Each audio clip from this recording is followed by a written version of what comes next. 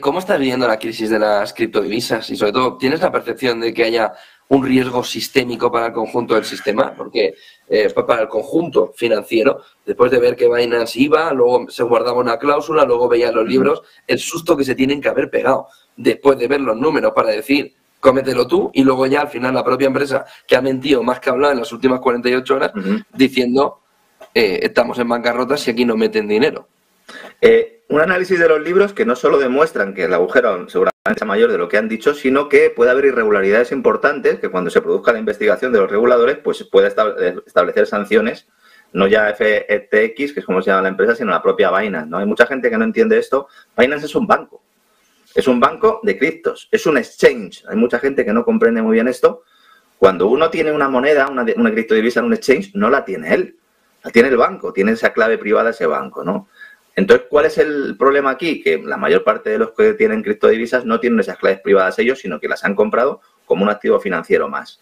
Entonces, cualquier problema de incertidumbre, de falta de confianza en cómo se está gestionando esos criptos por parte de esos exchanges puede motivar pues una caída, evidentemente, o una huida inversora como se está produciendo. El tema del efecto contagio es muy relevante porque hay muchas gestoras de inversión, muchos fondos que han destinado una parte de su cartera a las criptos. Entonces, ahora, ante estos desplomes tremendos, estamos hablando de una empresa que va a quebrar y que tenía una capitalización de 40.000 millones de dólares, FTX, Cuidado, 40.000 millones de euros y que de dólares, y que tenía unas transacciones diarias de 12.000 millones diarios. Estamos hablando de un gigante que de repente se derrumba. ¿Esto qué va a provocar? Ya lo estaba diciendo Reuters esta mañana, ya lo estaba diciendo Bloomberg, llamadas al margen. Va a haber fondos de inversión que van a tener que empezar a vender corriendo y esto pues, va a generar un efecto contagio. No me atrevería yo a decir que vaya a ser sistémico, porque entiendo que todavía la presencia que había, sobre todo en la divisa de FTX, que se llamaba FTT, era una presencia por parte de los gestores reducida. Si fuera Bitcoin sería otra cosa, evidentemente. Pero al final pues arrastra al resto de criptos, arrastra a Bitcoin, arrastra a Ethereum. Y a mí me gustaría destacar un elemento del que no se habla, porque muchos piensan que es una teoría de la conspiración, es totalmente cierta. Este descrédito de las criptodivisas, de las divisas descentralizadas, se produce justo antes de que se lancen las divisas centralizadas digitales de banca central, las famosas Central Bank Digital Currencies, y no es casualidad que esto suceda en este momento. Hay un movimiento global para demonizar a las criptodivisas porque son una alternativa real a ese sistema monetario tradicional. Un sistema monetario tradicional que al hacerse digital establece la posibilidad de que los bancos centrales decidan cuándo, cómo y cuánto gastar. ¿Y por qué persona gastar? Porque va ligado a la identidad digital. Y esto es clave para implantar el crédito. El cómo es muy importante en este caso, ¿eh? Claro. El cómo es muy importante, Lorenzo. Sí, evidentemente, ¿no? Es dinero programable. Es decir, a ti te pueden decir el Banco Central, usted se tiene que gastar un 20% del dinero todos los años, o usted lo tiene que dedicar a una determinada inversión, o usted no puede gastarlo porque es un desinformador, porque está todo el día hablando de Rusia y de lo que hacen los chinos, ¿no? Cuidado con esto porque esta es la implantación. O dejen de comprar carne. Claro, o dejen de comprar carne, o ya ha comprado usted suficiente. Están emitiendo CO2. Claro. ¿Por qué los bancos están haciendo ahora estudios de la huella digital de todas las compras que hacemos? Esto lo estamos viendo. Todos los bancos mandan una cartita donde dicen usted tiene una huella de CO2 de tanto, ¿no? Entonces, en función de eso, se van a establecer unos sistemas. Mastercard ya tiene un sistema implantado de este tipo y los bancos españoles están en ello. La gran cuestión aquí es, una vez que se implanten las divisas digitales de banca central, las CBDCs, ¿en qué lugar quedan los bancos tradicionales, los bancos comerciales? Porque si van a ser divisas emitidas por el Banco Central, ¿a qué se van a dedicar los bancos tradicionales? Bueno, pues como los bancos centrales no saben lo que van a hacer con sus amigos de la orquesta, ahora mismo están intentando montar el muñeco. Pero cuidado porque la banca comercial, tal como lo conocemos, tiene sus días contados, ¿eh? Amigos de Sin Mentiras, ustedes saben quién está hasta los huesos, pero hasta los huesos del banco de criptoactivo, de criptobolsa, de criptomoneda, como se le llame, llamado FTX. ¿Quién está hasta el cuello en todo esto? El títere. Acompañado del partido del abuelo. Miren, estamos hablando que esta gente estafó más de 50.000 millones de los verdes. Todas las criptomonedas ahorita se vinieron al porro. Entonces, ¿qué era lo que sucedía? Este señor, dueño de ese criptoactivo que anda huyendo, anda por las Bahamas y que ya lo agarraron, pero bueno, agarraba, ¿verdad? Los del abuelo mandaban la ayuda a través de ese criptoactivo, o a través de ese criptobanco, mejor dicho. Mandaban la ayuda al títere en criptomonedas por medio del exchange FTX. El títere lo recibía, blanqueaba el dinero y lo devolvía al exchange. Y el exchange, es decir, el banco FTX, ya con el dinero limpio, se lo donaba a la campaña del abuelo. Fue el segundo mejor donante en la campaña del abuelo, más de 40 millones de lo que se sabe públicamente, porque otras donaciones escondidas hablan de decenas de millones de los verdes. Repito, todas las ayudas, donaciones que iban hasta Ucrania pasaban por el filtro del banco de criptomoneda FTX. Se lo enviaba al títere, el títere lo blanqueaba y claro, le quitaba también su comisión, su buen tajo, y luego lo enviaba de vuelta. Y esa vuelta era para enriquecer a muchos del partido del abuelo y para financiar las elecciones. ¿Y quién ha estado financiando todo este tiempo al títere? El abuelo. ¿Y quién ponía gran parte de esos recursos? La bolsa de criptomoneda. Ahora, estamos hablando de un desfalco de más de 50 mil millones, primeros cálculos.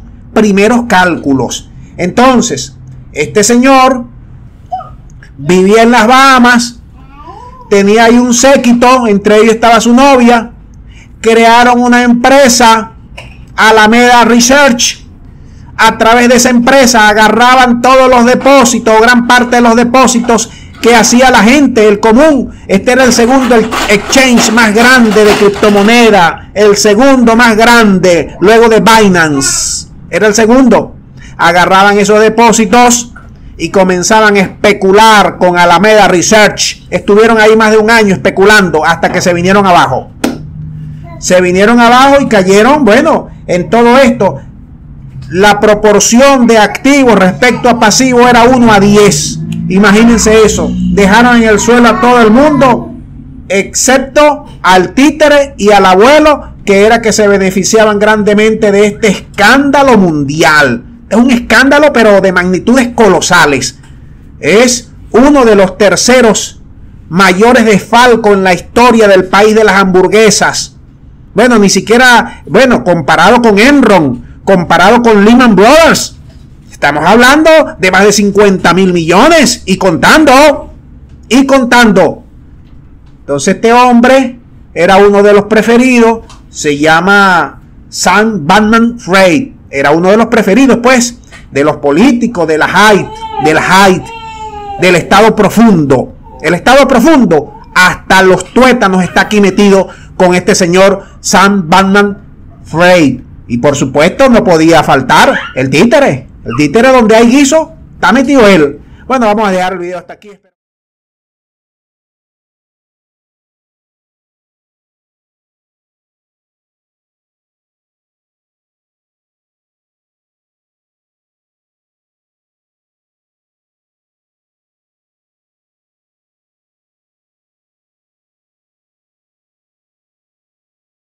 En diferentes videos hemos comentado el complicado escenario que se está viviendo dentro de Asia con respecto a la creciente acción que toma, y también muy preocupante, Corea del Norte. En este caso habíamos comentado cómo previamente la administración, si se puede llamar así, de Kim Jong-un había decidido que su país iba a ser entonces una potencia nuclear, un país nuclear de manera oficial, lo cual también, según decía el propio Kim Jong-un, hacía que, bueno, estos países que intentaban conversar con Corea del Norte para que no sea una potencia nuclear o un país con armamento nuclear, ya no tiene ningún tipo de sentido porque oficialmente así se han declarado. En este sentido, tanto Corea del Sur como Japón como Estados Unidos empezaron a crear un grupo, por así decirlo, de trabajo para ir en contra de Corea del Norte.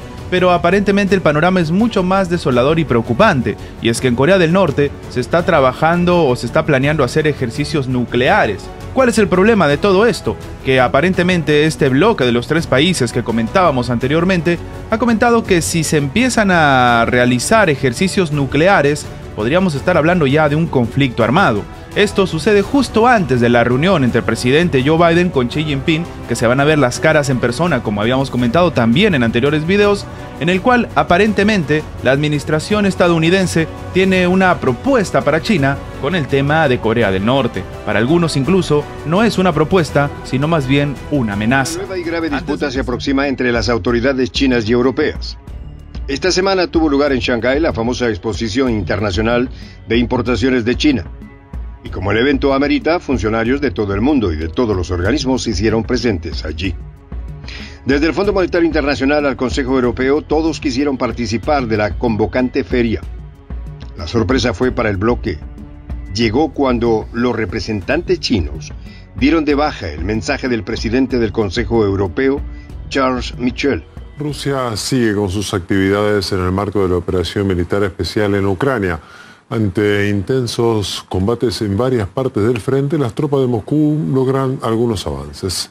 En este sentido, repelieron numerosos intentos de ofensiva de las fuerzas de Kiev. Además, se informa que en la República Rusa de Donetsk lograron liberar una localidad clave.